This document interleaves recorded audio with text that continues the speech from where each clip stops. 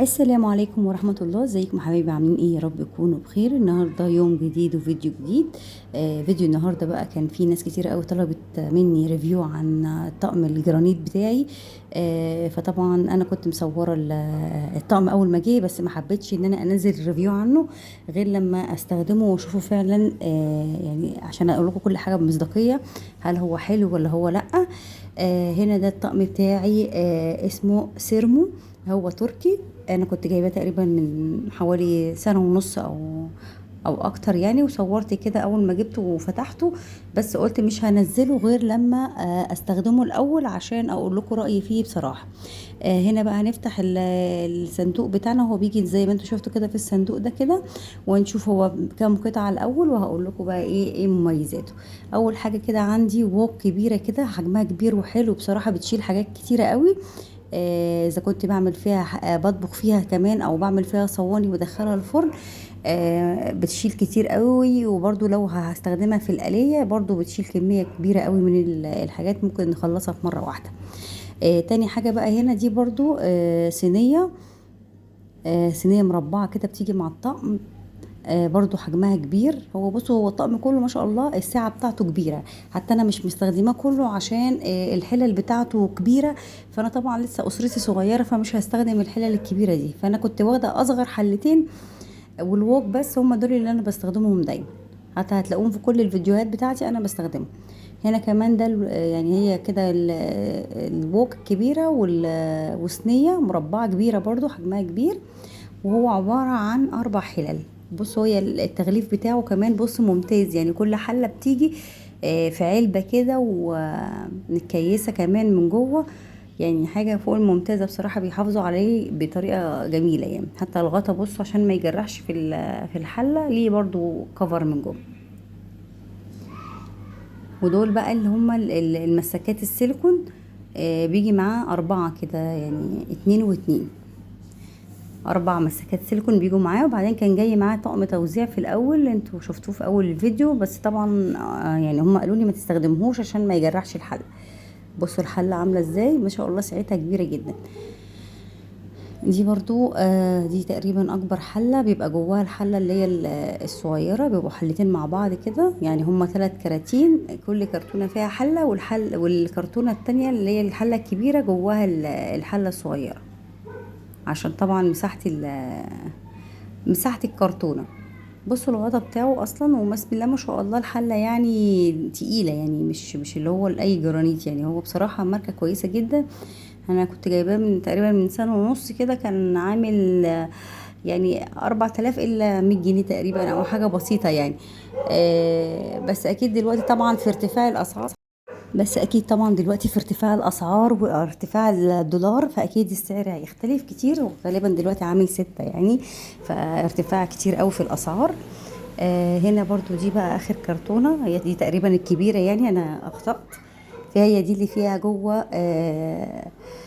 حلتين. طبعا بنتي كانت بتساعدني عشان تفتح معايا الكراتين. دي بقى الحلة الكبيرة، ما شاء الله هو سعته كبيرة جدا، يعني حتى الحلل الصغيرة بتاعته بتشيل كتير اهو كده. دي حلة كبيرة، ودي اصغر حلة بقى موجودة فيه، المقاس الصغير خالص. يعني دي اكبر حلة، بسم الله ما شاء الله تشيل يعني عزومة عيلة كبيرة. ما شاء الله. يعني بصوا السعة بتاعتها قد ايه. طبعا انا مش بستخدمها دلوقتي، يعني انا ما بستخدمش غير هما الحلتين الصغيرين، والباقي ده كله متشال طبعا عشان انا ما عنديش يعني مش هعمل كمية الأكل الكبيرة دي. طبعا أكيد هستخدمه لو في عندي عزومة أو حاجة، بس هو دلوقتي حاليا يعني أنا ما بستخدمهاش، بستخدم الحلة الصغيرة دي. بصوا انتوا هتلاقوا يعني الحلة الصغيرة بتاعته السعة بتاعتها كبيرة وحلوة، يعني تشيل برضو يعني ايه. احنا أسرة مكونة من 4 أفراد، بنعمل فيها الأكل حلو يعني. دي بصوا ما شاء الله، يعني الطقم ايه يعني. انا مش هشكر فيه عشان انا اشتريته، طبعا انا ده كان لسه جايباه ففتحته بعد كده. دول طبعا ده دلوقتي بعد ما انا استخدمتهم، بعد استخدام يعني تقريبا سنة. ما بطبخش غير فيهم طبعا، ما عنديش الحلل التانية اللي هي كانت تيفال قشرت اتخلصت منها. ودلوقتي بقى ما فيش غير اللي هي الحلل دي اللي انا بطبخ فيها، ما بعملش غير فيها بس الاكل، يعني انا ما عنديش ألمونيا. كان عندي طقم تيفال وطقم صاج. طبعا طقم الصاج ما بطبخش فيه، بس بسلق فيه او بعمل فيه حاجه. لكن الطبيخ ما بيطبخش فيه عشان الحاجه بتلزق فيه. لكن ده الطقم ده هو ده بس اللي انا بستخدمه. كانت اول ما اتجوزت كنت جايبه تيفال وطقم صاج. فطبعا تيفال اتقشر من كتر الاستخدام، فحبيت اجيب بقى ايه حاجه تانية اللي هو الجرانيت. طبعا ما حبيتش اجيب السيراميك، جربته في طاسات قبل كده فما عجبنيش، فقلت اجيب الجرانيت. وبصراحه طلع فوق الممتاز. ما شاء الله، هم دول الحالتين اللي انا بستخدمهم على طول، ما بستخدمش غيرهم. طبعا بما انك انت تحافظي على الحاجه، طبعا ما بتجرحهمش بحاجه بمعلقه حد او حاجه. طبعا استخدامك لازم يبقى كلها معالق سيليكون. لما تيجي تغسليهم هم كاتبين لك تعليمات. طبعا اول الاستخدام ليهم بيبقى عامل ازاي. بتجيبي طبعا لازم الحله او الطاسه اللي قبل ما تبتدي بيها بتدهن دهنه زيت خفيفه كده، وبعد كده بتسيبيها شويه على النار تسخن، يعني مش تتحرق، تسخن عشان بعد كده. وبعد كده تسيبيها لما تبرد خالص. لما تبرد خالص، مش تاخديها على طول تحطها تحت الميه، لا، لما تبرد خالص تبتدي تغسليها. وتغسليها بقى بسبونشة. طبعا هتغسليها بالاسبونشة اللي هي السفنج دي مخصصة. طبعا هتعمليها للجرانيت زي ما انتوا شفتوني كده. انا عندي لفتين، واحدة للغسيل المواعين العادية، والاسبونشة دي للحلة الجرانيت دي عشان احافظ عليها. طبعا انت على حسب استخدامك للحاجة. كل حاجة ليها عمر افتراضي، بس طبعا على حسب ما انت بتستخدميها. طبعا انا محافظة عليه المعالق سيليكون. طبعا ماشيه على التعليمات اللي كانوا كاتبينها لي، ان هو ما تتغسلش وهي سخنه، تستنى عليها لما تبرد، ما تستخدميش ادوات حاده فيها. ولما بغسلها برضو بغسلها بحاجه ناعمه، هو بينضف بسرعه. وبعدين ما بيلزقش فيه الاكل كمان ما شاء الله. بعدين الحله اصلا نفسها بسم الله ما شاء الله تقيله، فيعني اللي هي ايه الحراره مش هتتلزق فيها الاكل بسرعه، ومش هيتحرق فيه الاكل. وطبعا ما شاء الله بيطلع لي الاكل حلو وجميل. فبصراحه هو طقم ممتاز جدا بعد استخدام لي اكتر من سنه اهو، او سنه تقريبا.